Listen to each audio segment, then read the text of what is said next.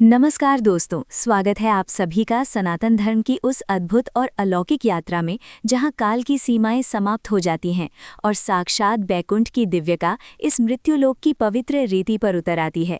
आज हम आपको लेकर चलेंगे प्रयागराज के उस ऐतिहासिक और आध्यात्मिक महाकुंभ यानी माघ मेले की उस दिव्य गाथा की ओर जिसे सुनकर आपकी आत्मा तृप्त हो जाएगी और आपका हृदय श्रद्धा के अथाह सागर में डूब जाएगा। क्या आपने कभी कल्पना की है कि आखिर वो कौन सी अदृश्य और प्रचंड शक्ति है जो कड़ाके की इस हड्डियों को कपा देने वाली ठंड में भी करोड़ों लोगों को बिना किसी आमंत्रण और बिना किसी विज्ञापन के 7 समंदर पार से खींचकर इस त्रिवेणी संगम पर ले आती है, जहां न कोई ऊंच है, न कोई नीच और न ही कोई सांसारिक मोहमाया। बस चारों ओर गूंजता है तो केवल हर हर गंगे का वो पावन उद्घोष जो ब्रह्मांड के कण कण को पवित्र कर देता है। आज के इस विशेष और भव्य वीडियो में हम पुराणों के उन गुप्त और सुनहरे पन्नों को खोलेंगे जहां सृष्टि के रचयिता ब्रह्मा जी के उस प्रथम प्रकांड यज्ञ का रहस्य छिपा है, जिसने इस भूमि को समस्त तीर्थों का अधिपति यानी तीर्थराज बना दिया। आज हम आपको उस रोमांचक अमृत कलश की कथा के उस मोड़ पर ले जाएंगे जहां देव और असुरों के बीच हुए महासंग्राम के दौरान अमृत की वो दिव्य बूंद इसी संगम की लहरों में विलीन हो गई थी, जिसने यहाँ के जल को साधारण जल से बदलकर साक्षात अमरता का वरदान बना दिया। हम चर्चा करेंगे उस रहस्यमयी अक्षय वट की जो प्रलय के विनाशकारी वेग में भी अडिग खड़ा रहता है, और उस कल्पवास की कठिन और कठोर साधना की जो एक सामान्य मनुष्य को भी ऋषि के समान शुद्ध और तेजस्वी बना देती है। आज की ये कथा केवल एक धार्मिक आयोजन का वर्णन नहीं है, बल्कि ये उस सनातन सत्य का साक्षात्कार है जहां गंगा भक्ति बनकर, यमुना कर्म बनकर और अदृश्य सरस्वती ज्ञान की अंतर्धारा बनकर आपके जीवन के समस्त अंधकारों को मिटा देती हैं। अगर आप भी जानना चाहते हैं कि कैसे त्रेता युग में प्रभु श्री राम ने इसी संगम की रज को अपने माथे से लगाया था और कैसे आज भी यहाँ की हवाओं में उन 33 कोटि देवी देवताओं की उपस्थिति महसूस की जाती है जो स्वर्ग का सुख छोड़कर यहाँ स्नान करने आते हैं, तो इस वीडियो के एक एक पल को अपनी आत्मा में उतार लीजिएगा, क्योंकि आज की ये महागाथा आपके जीवन को देखने का नजरिया पूरी तरह से बदल देगी और आपको उस परम आनंद की अनुभूति कराएगी जो केवल और केवल इस तीर्थराज प्रयाग की गोद में ही संभव है। तो चलिए पूरी श्रद्धा और विश्वास के साथ अपनी आंखें बंद करिए और मन ही मन माँ गंगा को प्रणाम करते हुए शुरू करते हैं माघ मेले की ये अद्भुत, अलौकिक और अविस्मरणीय कथा। प्रयागराज की पावन धरती पर आयोजित होने वाले माघ मेले की ये अनंत कथा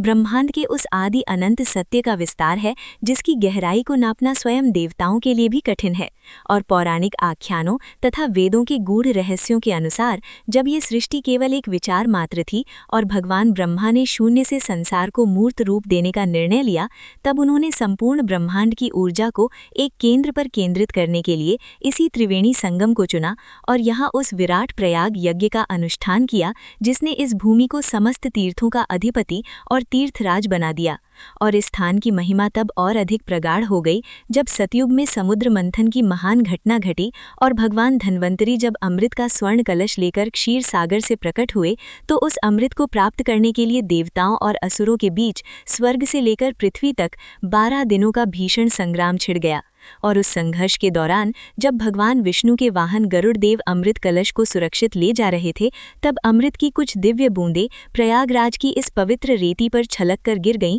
और तब से ये मान्यता स्थापित हो गई कि माघ के महीने में विशेषकर जब सूर्यदेव मकर राशि में प्रवेश कर उत्तरायण होते हैं, तब संगम का जल साक्षात अमृत की धारा में परिवर्तित हो जाता है, जो न केवल शरीर को बल्कि आत्मा को भी जन्म जन्मांतर के बंधनों से मुक्त कर परम पद यानी मोक्ष प्रदान करता है। और माघ मेले की कथा में कल्पवास का अध्याय सबसे मर्मस्पर्शी और तपस्या से परिपूर्ण है, जिसमें भक्तगण कड़ाके की ठंड और बर्फीली हवाओं के बीच संगम की रेती पर मात्र एक घास फूस की कच्ची झोपड़ी में रहकर अपनी इंद्रियों को वश में करते हैं और पूरे 1 माह तक जमीन पर सोकर मात्र एक समय सात्विक भोजन ग्रहण कर और दिन में 3 बार त्रिवेणी स्नान कर अपनी काया का कल्प कर लेते हैं। तथा शास्त्रों का मत है कि कल्पवासी को वही पुण्य प्राप्त होता है जो हजारों वर्षों की कठिन हिमालयी तपस्या से मिलता है, क्योंकि यहाँ साक्षात 33 कोटि देवी देवता और ऋषि मुनि अदृश्य रूप में वास करते हैं। और इस कथा का विस्तार त्रेता युग तक जाता है, जहां महर्षि भरद्वाज का वो दिव्य आश्रम था जो उस समय की ज्ञान का सबसे बड़ा केंद्र माना जाता था। और जब प्रभु श्री राम माता सीता और लक्ष्मण के साथ वनवास की यात्रा पर थे, तब उन्होंने इसी संगम तट पर महर्षि से आशीर्वाद प्राप्त किया था और भरद्वाज मुनि ने उन्हें इस भूमि के उस तत्व से परिचय करवाया था जो केवल ज्ञानियों को ही अनुभव होता है।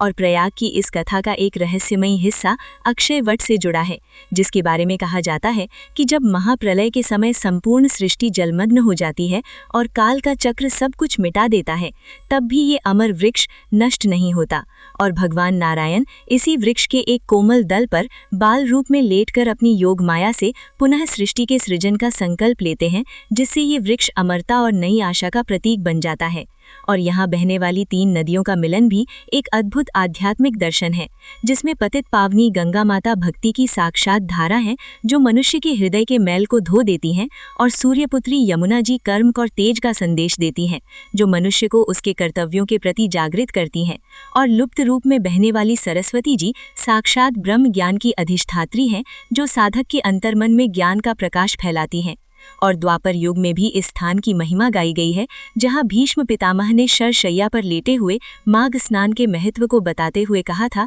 कि जो मनुष्य माघ मास में प्रयाग में रहकर स्नान करता है, उसे दोबारा यमलोक की यातनाएं नहीं सहनी पड़ती और उसकी 7 पीढ़ियां स्वर्ग के आनंद को प्राप्त करती हैं। और इस कथा में भगवान विष्णु के वेणी माधव स्वरूप की महिमा भी अपार है, जिन्हें प्रयागराज का स्वामी माना जाता है, और मान्यता है कि संगम के चारों ओर स्थित उनके 12 विभिन्न स्वरूप इस पूरे क्षेत्र की रक्षा करते हैं, जिनके दर्शन किए बिना संगम स्नान का फल पूर्ण नहीं माना जाता। और प्रयाग का महात्म्य इतना विशाल है कि यहाँ का हर कंकड़ शंकर माना जाता है, और यहाँ की धूल का एक कण भी माथे पर लगाने से मनुष्य का भाग्य बदल जाता है। तथा इतिहास के पन्नों में महाराज हर्षवर्धन जैसे महान सम्राटों की कथाएं दर्ज हैं, जो हर 5 वर्ष में अपना सर्वस्व दान कर इसी रेती पर तपस्वी का जीवन जीते थे। और माघ मेले की ये कथा केवल जल और स्नान की नहीं, बल्कि सनातन संस्कृति के उस अटूट विश्वास की है, जहां लाखों करोड़ों लोग बिना किसी निमंत्रण के केवल अपनी श्रद्धा के वशीभूत होकर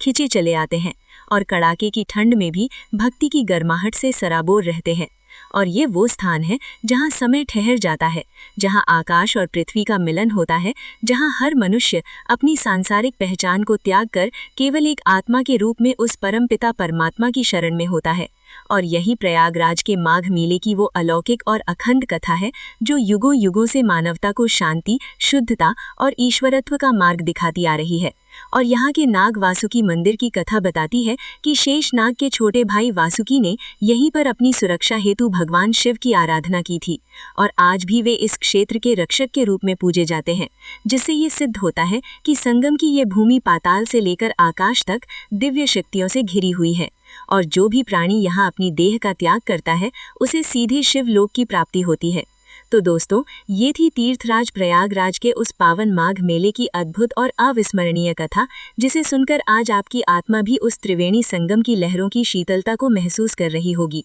वास्तव में माघ मेला केवल श्रद्धा का सैलाब नहीं, बल्कि हमारे गौरवशाली सनातन धर्म की उस अटूट आस्था का प्रतीक है जो हजारों वर्षों से हमें अपनी जड़ों से जोड़कर रखती है। हमें विश्वास है कि आज की इस दिव्य यात्रा ने आपके मन को असीम शांति और भक्ति से भर दिया होगा, और आपको उस दिव्य ऊर्जा का अनुभव कराया होगा जो केवल और केवल इस तीर्थराज प्रयाग की गोद में ही संभव है। अगर आपको प्रयागराज की ये पावन कथा पसंद आई हो और आप चाहते हैं कि ऐसी ही आध्यात्मिक और पौराणिक जानकारियां हम आप तक निरंतर पहुंचाते रहें, तो इस वीडियो को अपना ढेर सारा प्यार देना न भूलें। आपके एक लाइक और शेयर से हमें और भी अधिक सेवा करने की प्रेरणा मिलती है। इसलिए अभी इस वीडियो को लाइक करें और कमेंट बॉक्स में अपनी श्रद्धा को व्यक्त करते हुए हर हर गंगे या जय माधव लिखना बिल्कुल न भूलें, क्योंकि आपका एक छोटा सा कमेंट हमारे इस प्रयास को सफल बनाता है। और यदि आप हमारे इस आध्यात्मिक परिवार का हिस्सा बनना चाहते हैं और भविष्य में भी ऐसी ही अद्भुत कथाओं और तीर्थों का दर्शन करना चाहते हैं, तो अभी नीचे दिए गए लाल बटन को दबाकर हमारे चैनल को सब्सक्राइब करें और बेल आइकन को जरूर प्रेस करें, ताकि कोई भी दिव्य जानकारी आपसे छूट न जाए। याद रखिए कि गंगा की ये लहरें और प्रयाग की ये मिट्टी हम सबको एक ही संदेश देती है कि जीवन नश्वर है, लेकिन भक्ति और कर्म ही वो मार्ग हैं जो हमें अमरता की ओर ले जाते हैं। इसी प्रार्थना के साथ कि माँ गंगा आपके जीवन के समस्त कष्टों को हर ले और आपके घर में सुख समृद्धि का वास हो, अब आपसे विदा लेने का समय आ गया है। जल्द ही मिलते हैं एक और नई दिव्य और पौराणिक कथा के साथ। तब तक के लिए आप सभी स्वस्थ रहें, सुखी रहें और निरंतर ईश्वर की भक्ति में लीन रहें। बोलिए तीर्थराज प्रयागराज की जय और प्रेम से कहिए हर हर गंगे, नमामि गंगे।